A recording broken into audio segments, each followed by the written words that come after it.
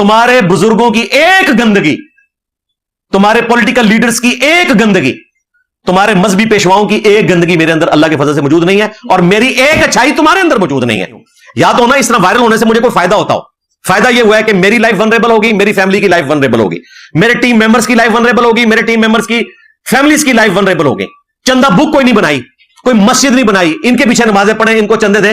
یہ بتائیں ہم نے اس سسٹم سے حاصل کیا کیا؟ کہتے ہیں انجینئر صاحب اتنے مشہور ہو گئے, اس مشہوری سے مجھے ملا کیا؟ تم مشہور ہوتے ہو نا تو لاکھوں کی پبلک میں جا کے خطاب کرتے ہو, جگہ جگہ بڑے بڑے سرمایہ داروں سے تم کروڑوں کے چیک لیتے ہو, اور پھر ایم این اے اور ایم پی ایس کی سیٹیں بانٹتے ہو ان کو. میں نے کیا حاصل کیا ہے؟ انجینئر صاحب جی وائرل ہونے کے لیے نا آئے دن کوئی نہ کوئی ایسی بات کر دیتے ہیں تاکہ یہ وائرل ہو جائے. او بھائی مجھے پتا نہیں ہوتا کہ میری کون سی بات کس نے اٹھانی ہے اور اس کو پکڑ کے وائرل کر دینا ہے. پہلے تو صرف مذہبی طبقہ تھا, اب ہماری پولیٹیکل جماعتیں بھی میری باتیں اٹھاتی ہیں. جو ایک جماعت کے حق میں بات ہوتی ہے, حالانکہ وہ جماعت کے حق میں نہیں ہوتی, میں ڈاکٹرن پہ بات کر رہا ہوتا ہوں, اس کو اٹھا لیتے ہیں, دوسری والی کو چھوڑ دیتے ہیں, دوسری والی کو وہ اٹھا لیتے ہیں, اس کو چھوڑ دیتے ہیں اور ہنگامہ کھڑا کر دیتے ہیں. یہ بڑے ظلم کے اوپر مبنی ہے. پوری بات کریں. اگر میں نے یہ کہا کہ جس طریقے سے ہماری عدلیہ نے نواز شریف صاحب کو فارغ کیا یہ بالکل غلط ہے, تو ساتھ میں نے یہ بھی بولا کہ جس طریقے سے پی ڈی ایم نے عمران خان صاحب کو فارغ کیا یہ بھی غلط ہے, حالانکہ وہ کہتے ہیں آئینی طور پہ درست ہے. لیکن میں نے دونوں کو غلط کہا کیونکہ میں دونوں چیزوں کو غلط سمجھتا ہوں. اسمبلیوں کو 5 سال پورے کرنے چاہیے. اب ہوتا کیا ہے, نون لیگ والے اپنا حصہ اٹھاتے ہیں, پی ٹی اے والے اپنا حصہ نہیں اٹھاتے, وہ دوسرے کا حصہ اٹھا کے کہتے ہیں انجینئر صاحب ہمارے خلاف بول رہے ہیں. اس اعتبار سے باقیوں میں پھر بھی کوئی سینس ہے کہ وہ اپنے حق کی چیز اٹھاتے ہیں. یہ کیا کرتے ہیں, یہ دوسرے والی اٹھاتے ہیں, جس طرح عمران ریاض نے پچھلے دنوں کیا. جی انجینئر صاحب نے مریم نواز کو چٹ دے دی. او بھائی میں نے تو تمہارے مہاتما کے بارے میں بات کی تھی کہ جو لوگ کہتے ہیں وہ نشہ کرتا ہے تو اتنے عرصے سے وہ اندر ہے, نشہ نہیں کیا تو یہ جھوٹ بولتے ہیں. وہ نہیں اس نے اٹھائی. آج صبح ایک پوسٹ مجھے کسی نے نا فجر کے وقت بھیجی. اب انہیں یہ نیا میرا جو انٹرویو ہے اس میں سے انہوں نے ایک بات نکالی. انجینئر صاحب نے کہا ہے کہ جی کارگل میں جو کچھ پاکستان نے انڈیا کے ساتھ کیا تو انڈیا اس وقت مظلوم تھا. بالکل میں قائم ہوں اس پہ کہ ان کی غلطی تھی. پرائم منسٹر کو پوچھے بغیر انہوں نے ایکٹیویٹی پرفارم کی.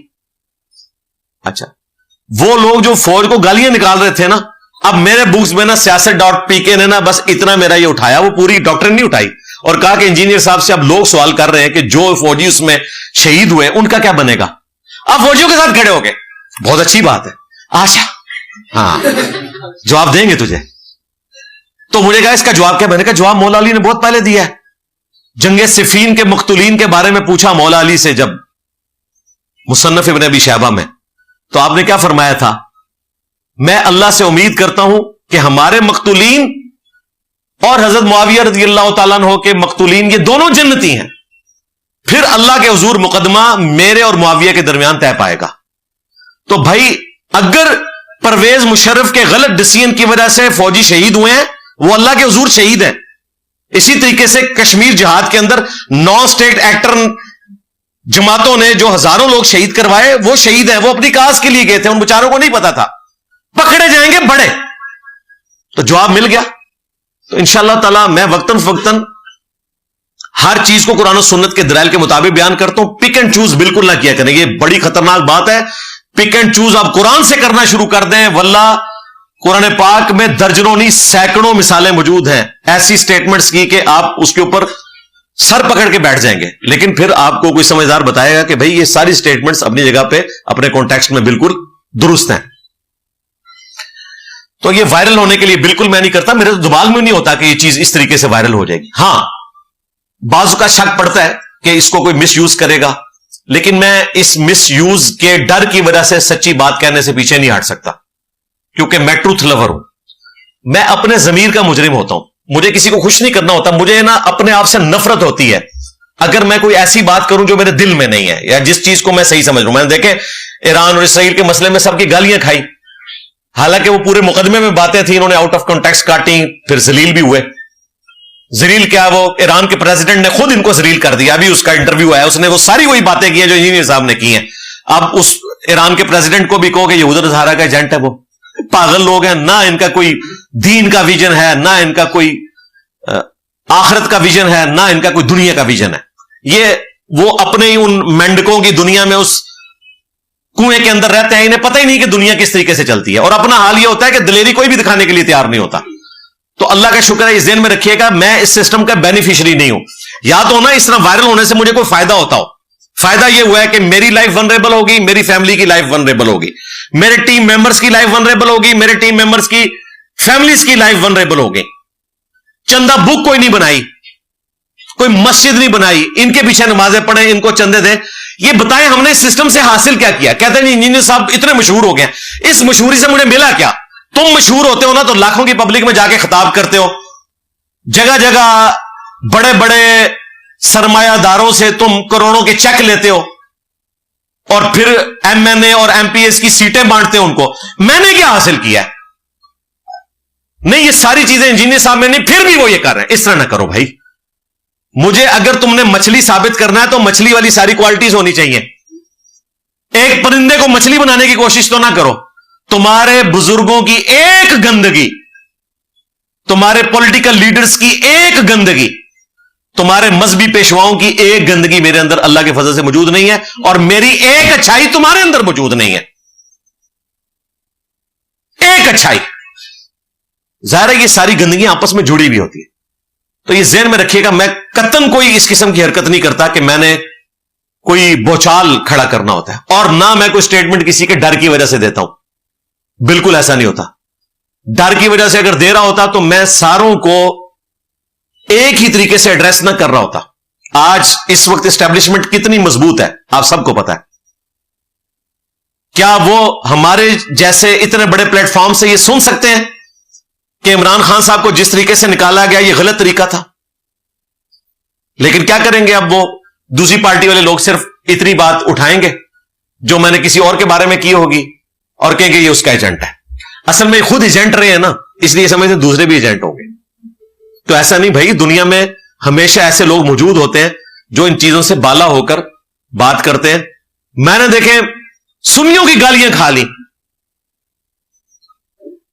सिर्फ ईरान को सपोर्ट करने की वजह से। ये आजकल जो ताजा ताजा नजरियाती हुए ना ईरान को सपोर्ट करने वाले, ये तो सारे काफिर समझते हैं, आज भी काफिर समझते हैं उनको। उनके लिए शहीद का लफ्ज भी नहीं बोलते, जां बहक शहीद नहीं बोलते, चंद एक बोलेंगे, ज्यादातर नहीं बोलते, क्योंकि वो जाहिर काफिर समझते, तो काफिर शहीद कहां से होगा। तो अल्लाह के शुक्र है ये अपने ज़हन में रखें, हमने इस सिस्टम से कुछ हासिल नहीं किया। और सबसे बड़ी बात, ये सब एक दूसरे को काफिर कहते हैं, एक दूसरे के पीछे नमाजें नहीं पढ़ते। हम इनको मुसलमान समझते हैं, इनके पीछे नमाजें पढ़ते हैं, चंदे इनको देते हैं, मस्जिदें इनकी हम यूज करते हैं। हमने अपनी को मस्जिद नहीं बनाई, एकेडमी भी किराए के ऊपर है, जो हफ्ते में एक दिन खुलती है, इतवार वाले दिन, उसके बाद बंद हो जाती है, अब अगली इतवार को खुलेगी। और ये रिकॉर्डिंग के लिए बाद में है, आपसे मुलाकात के लिए पहले है। इन 17 सालों में एक नागा भी नहीं अल्लाह के फजल से। हर दफा नए लोग आते हैं, लाखों लोग यहां से होकर जा चुके हैं। अभी ये जब से एकेडमी यहां शिफ्ट हुई है, हमारे पास जो फिगर्स आए हैं ना, जो गूगल मैप के, 1 मिलियन से ज्यादा लोगों ने सिर्फ इस मैप पे इस एकेडमी की लोकेशन को देखा है। अब 1 मिलियन लोग अभी यहां आए नहीं है, लेकिन देख चुके हैं, मुस्तकबिल में आते रहेंगे। आप में से मुझे रियल टाइम बताएं कितने लोग हैं जो आज पहली दफा आए हैं, जरा हाथ खड़ा करें ना। बाहर तक लोग हैं, सीढ़ियों में भी खड़े हैं, मेजॉरिटी लोग। और हम रिक्वेस्ट करते हैं अगली दफा नहीं आना, इसीलिए कहते हैं कि हम नहीं मैनेज कर सकते। आज जरा रश इसलिए बहुत ज्यादा हो गया कि वो पिछली इतवार का प्रोग्राम हो नहीं सका था, मुझे पता था कि इसलिए आज हमने जल्दी शुरू किया। तो भाई वायरल होने के लिए कुछ नहीं करते, अपने जमीर के बोझ से बचने के लिए जो सही बात समझते हैं वो कर देते हैं। आप इख्तलाफ कर सकते हैं, मुहर्रिक तय ना करें कि ये किसी के लिए काम कर रहा है। आप ये कह सकते हैं यहां हमें इंजीनियर साहब से इख्तलाफ है, उन्हें यहां पे गलती लगी, मैं सर आंखों पे रखूंगा। लेकिन यह समझना कि आप खुद किसी का आलाकार बन के किसी जमाने में काम करते रहे तो अब इंजीनियर साहब भी यही कर रहे होंगे, यह बात बिल्कुल गलत है, यह बिल्कुल ज्यादती के ऊपर मबनी है। इसीलिए मैंने पिछले दिनों भी इमरान रियाज भाई को बकायदा ऑडियो भेजी। मैंने कहा भाई आपने अब खुद कहा है ना मैं एकेडमी आऊंगा, आए आपको तीतर भी खिलाएंगे इंशाल्लाह बुने हुए, ठीक है। और आपने जो जो इल्जामात लगाए हम यूट्यूब खोलेंगे, आपने जरा वीडियो से बता देना कि ये बातें मैंने इस तरह की हुई है, तो पता चल जाएगा।